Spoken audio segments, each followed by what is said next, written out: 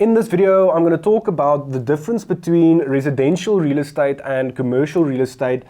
And if you're anything like me, I'm always looking for new deals or better deals to invest in. So if commercial real estate popped up on your radar lately, this video should give you a bit of guidance to understand the market a bit better. When I started, I read every book I can find on real estate, and these are 3 books written by Jason Lee. It's definitely worth a try. Obviously, if you don't have the cash available to buy these books, hopefully this video can help you out. So Jason Lee talks quite a bit about commercial real estate in South Africa, and I wanted to make a video to make it easier for you guys to understand. So with that said, residential property and commercial property is 2 different investment vehicles. And with residential property, we can get normal single lets, we can get multi-lets, Airbnbs, for example. And with commercial properties, we have warehousing, we have office buildings, we have storage units. So there's quite a few different commercial investments out there, but we're going to talk in general. And at the end of the video, I want to show you guys a deal, a commercial deal that me and some of my partners made an offer on, and why it's such a difficult market to enter. So stay tuned for that. It's a real life example. The property is in Bloemfontein. But with that said, starting with the entry point of property, you know, with residential property, it's pretty easy to enter the residential market.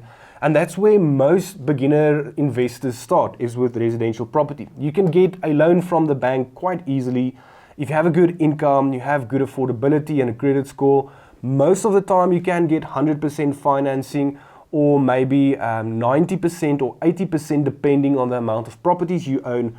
But it's pretty simple and straightforward to get a loan from the bank. So that makes it easy to enter the residential market. So with commercial properties, on the other hand, it's pretty difficult to enter the market, especially if you don't own any property yet, or you don't have a lot of equity or deposits available, because majority of the time the banks will require like a 30 or 40% deposit if you want to finance the deal. That means you get a loan to value of 60% compared to 100% with residential properties.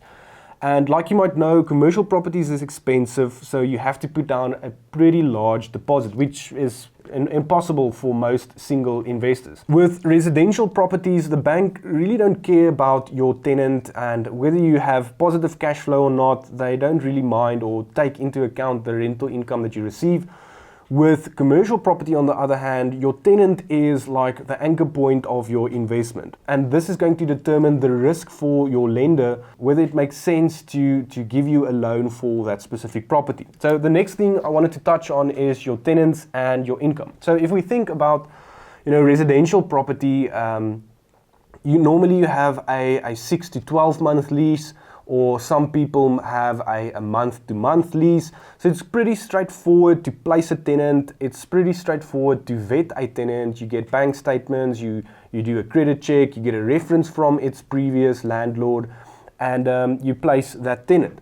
But with a commercial property, it's going to be much more difficult to place a quality tenant. And of course, with commercial properties, you place businesses as your tenants, and in some areas it's very difficult to find good anchor tenants, and I'll touch on that in just a second. But you have to analyze the financial position of the business so that you make sure the tenant that you're placing can actually afford to rent from you, and of course over a longer term. So with commercial real estate, some landlords use 2-year leases or 5-year leases, and it's very seldom, but 10-year leases is also a thing. So you get a secure income and a secure tenant over a longer period of time. And like I mentioned, the banks like to see this because it seems less risky. Above that, with commercial real estate, you get something that is called a triple net lease, where they don't just pay you your lease amount, they also pay for rates and taxes, insurance, and in some cases maintenance as well. So at the end of the day, the slip that you receive at the end of the month is much cleaner. The issues we sit with is that with a residential property, if your tenant wants to vacate the property, it's pretty easy to get a new tenant to live in your residential property. Whereas with commercial property, if you have a big anchor tenant, think of Checkers or Pick n Pay renting from you, and they decide to leave, it's going to be pretty difficult to place a new tenant in that building. So properties tend to be vacant for a lot longer, And it's quite scary because this can sink your entire portfolio. So that's something to take into consideration is, the risk that comes with commercial real estate is of course the tenant as well. So how is rent actually worked out for residential property versus commercial? So let me show you an example. With residential property, of course, you just have your rental income. Let's say you charge 8,000 Rand for a 2-bedroom, 1-bathroom townhouse in Joburg. Of course, you have all of your expenses and you have a shortfall at the end of the day, or hopefully cash flow. So that's how you work on residential rent. It's also based on comparables, what the guy next to you is asking for his property. With commercial property, on the other hand, let's say, for example, the building size is 100 square meters, and you take your square meters and you charge a certain amount based on comparables in the area. So let's say it's 200 Rand per square meter. So that means your rental income over here is going to be 20,000 Rand. And if it's a triple net lease, that excludes your rates and taxes, levies, for example, insurance, and maintenance in some cases. So it's easier to work out your rental income for commercial property based on the square footage. So when it comes to risk versus reward with the two different options, residential properties normally have around 5 to 8% yields, which is not very high, and this is based on single-let residential properties. But it's not massive, but it's steady. And a lot of people have created a lot of wealth over time using this simple formula of buying a property with a 5 to 8% yield and just keeping it long term. So the idea here would just be to buy near strong rental demand areas, close to hospitals, varsities, business hubs, and so on. And when it comes to commercial properties, commercial yields might be a bit higher, let's say around 8 to 12%, but there's a catch. The value of the building depends on the lease, and if there's no tenant, for example, the value drops quite significantly. So there's a difference between valuing a residential property and a commercial property. So I'm going to show you guys how the returns are actually calculated. And this is very important. This is something that Jason Lee talks about in his book quite a lot as well. And if we think about residential property, for example, a lot of people have heard me talk about the 1%, which is basically gross yield divided by 12. But let's just work on the 1%, which is simply your monthly income of, let's say, 8,000 Rand divided by your purchase price. So whatever that amount is, you take it and multiply it with 100, and that should be above 1%. And that's kind of just an idea of whether this deal is worth investigating more. With gross yield, it's simply your annual rental income divided by your purchase price. But this is simply the first step we take to see whether it makes sense to invest in a property or not. When it comes to commercial real estate, we talk about something called a cap rate or a capitalization rate. And the cap rate is simply something we use to determine the fair value of a commercial building. So let's say the cap rate in a certain area is 12%, and this is based on comparables. And a property generates a rental income of 100,000 Rand per month, multiplied by 12 is 1.2 million Rand per year. So we take this 1.2 million Rand, which is going to be your net operating income, and we divide it with the purchase price. If we work on a cap rate of 12, we take the 1.2 million Rand and divide it with the cap rate, which gives us a value of 10 million Rand. So if we work on a cap rate of 12, it means the value of this property is going to be 10 million Rand. So just to simplify this a bit more, let's say, for example, the rent goes up to 1.5 million Rand instead of 1.2 million Rand, and we work on the same 12% cap rate, the property value shoots up to 12.5 million Rand. To simplify this even further, a lower cap rate equals higher valuations, but a lower yield. And this is more applicable to listed companies that want stability and growth, whereas you get the option of a higher cap rate, which is a lower valuation but a higher yield. And this is something that private investors want.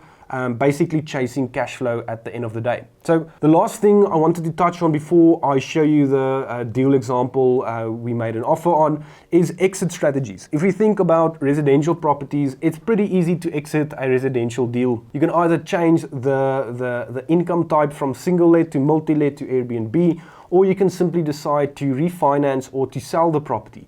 But with commercial property, it's pretty difficult to sell a commercial property because your buying pool is so much smaller.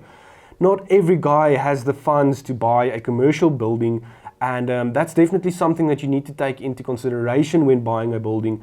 If you had to sell tomorrow, who would be the guy that's willing to pay the price that you want? So I wanted to show you guys the deal that we made an offer on, but eventually didn't work out. It seems like it has been sold because it's not on Property 24 anymore. And the reason we like this deal is because the street that it's situated is, it's a very popular street in Bloemfontein. And if we look at this building here on the left-hand side compared to the one in the middle, compared to the one on the right, the one in the middle is underutilized. It's pretty bad looking and it's been a bit neglected over time, which is exactly what I like to look for in property. Just wanted to show you that building on the left-hand side over here is being listed for 16 million rand. Of course, it's a bit of a different building. It's a bit bigger as well. But your building in the middle will form part of the comparables if this building gets sold for that amount. So with that said, I want to show you guys the numbers on this deal. So the property is called Lance Court, and it was listed for 4.85 million rand. We eventually made an offer of 4.3 million rand and they did not accept the offer.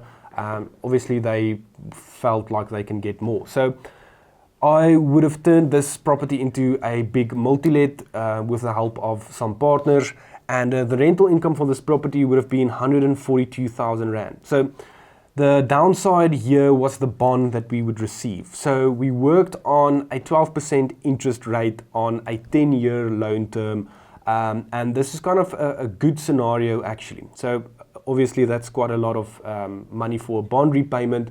And rates and taxes is quite high. Another downside for commercial buildings is high rates and taxes, a commission, vacancy, water, electricity, Wi-Fi, and so on. And after we calculated all the necessary expenses, as well as 2 months vacancy, this property would have generated 27,400 rand in cash flow every single month, which is fantastic. The downside here is we would have had to put down a 20% deposit, which is around 860,000 rand, literally just to acquire the property. So, of course, we'll have to pay bond and registration costs as well, which is close to 400,000 rand. And the acquisition cost at the end of the day would have been 1.26 million rand. So that's, like you can see, is quite a lot of money just to acquire the property. And that was not the end of the money that we had to spend, because we also had to renovate the property. It had to be paved out, and there was quite a lot of general maintenance that we had to do. Stuff like installing internet, basic items that we had to acquire, basic repairs, furnishing the building, and holding cost over this period. So if we had to look at the total money in the deal, we would have spent 1.7 million rand. And that's a lot of money to acquire a property. And like I mentioned, this isn't necessarily something single investors or investors that invest alone will be able to achieve. Although after all of these expenses and money down, this deal would still have generated a return on investment of almost 19%. And that is still fantastic if we think about the amount of money that we had to put down.